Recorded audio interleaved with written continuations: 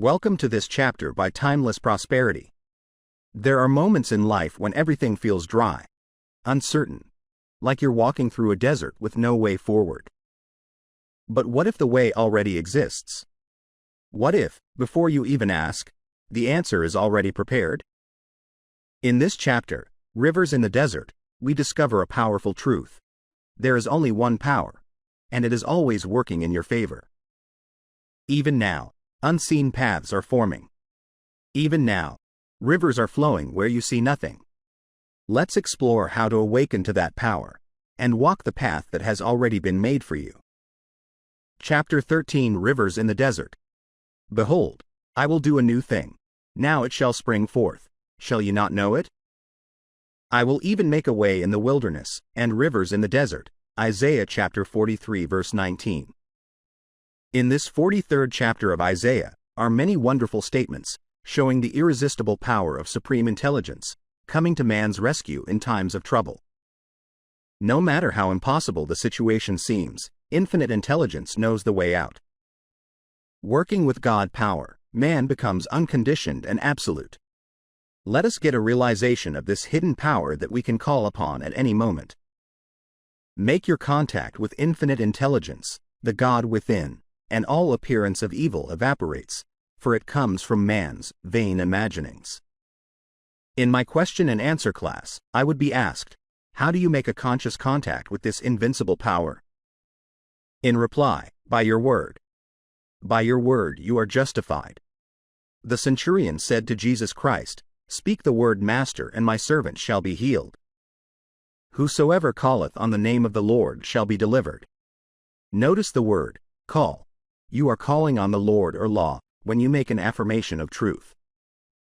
As I always say, take a statement which clicks, that means, gives you a feeling of security.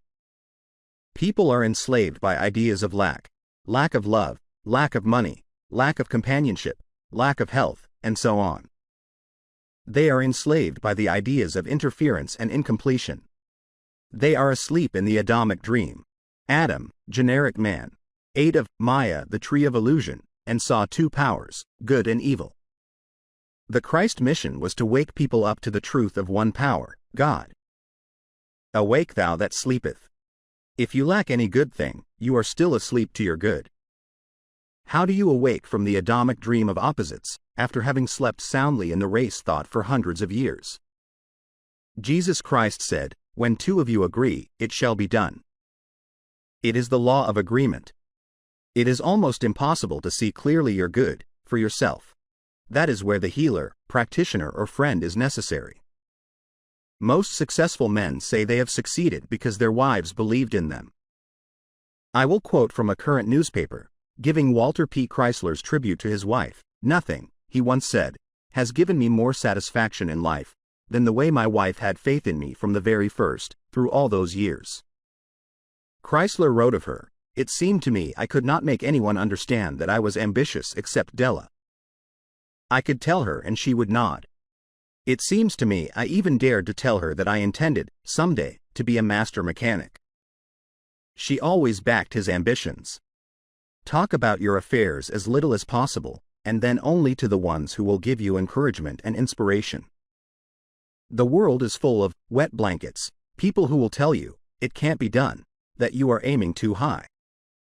As people sit in truth meetings and services, often a word or an idea will open a way in the wilderness.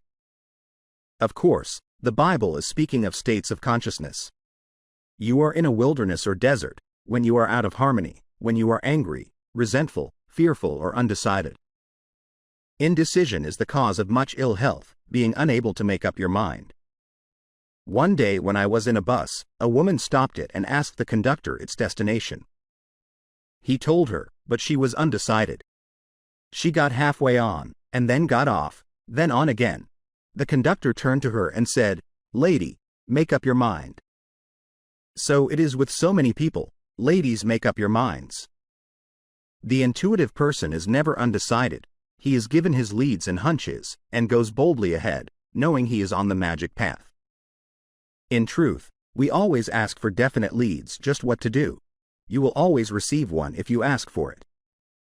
Sometimes it comes as intuition, sometimes from the external. One of my students, named Ada, was walking down the street, undecided whether to go to a certain place or not. She asked for a lead. Two women were walking in front of her. One turned to the other and said, "Why don't you go, Ada?" The woman's name just happened to be Ada. My friend took it as a definite lead, and went on to her destination, and the outcome was very successful. We really lead magic lives, guided and provided for at every step if we have ears to hear and eyes that see. Of course, we have left the plane of the intellect and are drawing from the superconscious, the God within, which says, "This is the way, walk ye in it." Whatever you should know will be revealed to you. Whatever you lack will be provided. Thus, saith the Lord which maketh a way in the sea and a path in the mighty waters. Remember ye not the former things, neither consider the things of old. People who live in the past have severed their contact with the wonderful now. God knows only the now. Now is the appointed time, today is the day. Many people lead lives of limitation, hoarding and saving, afraid to use what they have, which brings more lack and more limitation. I give the example of a woman who lived in a small country town. She could scarcely see to get about and had very little money. A kind friend took her to an oculist and presented her with glasses, which enabled her to see perfectly.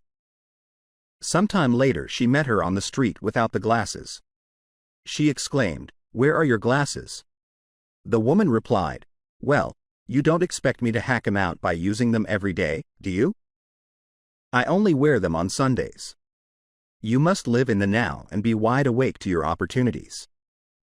Behold, I will do a new thing, now it shall spring forth. Shall ye not know it? I will even make a way in the wilderness, and rivers in the desert." This message is meant for the individual. Think of your problem and know that infinite intelligence knows the way of fulfillment. I say the way, for before you called you were answered. The supply always precedes the demand. God is the giver and the gift and now creates His own amazing channels.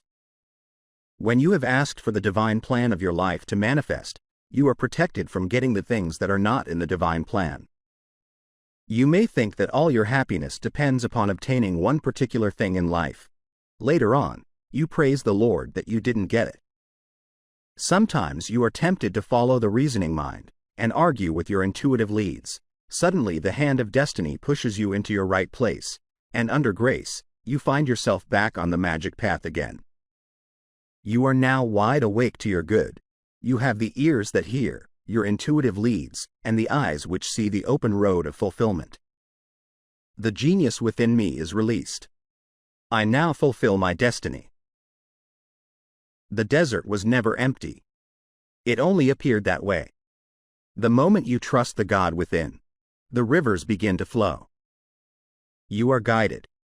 You are provided for. You are already on the path. Let this truth stay with you. The genius within me is released. I now fulfill my destiny. If this message spoke to you, take a moment to be still and listen. The next step is already being revealed.